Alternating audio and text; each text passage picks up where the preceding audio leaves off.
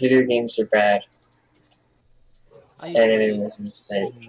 I agree. We should just outlaw video games.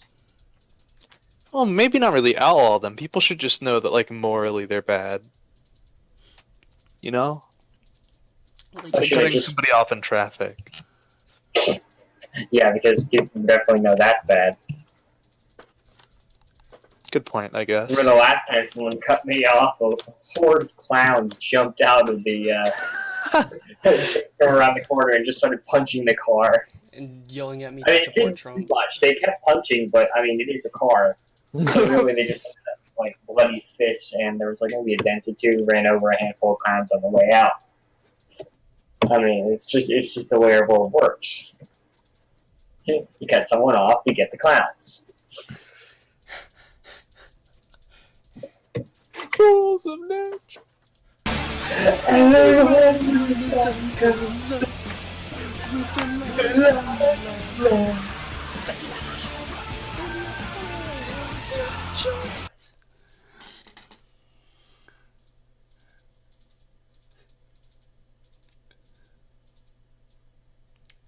We just our social link just increased tenfold there.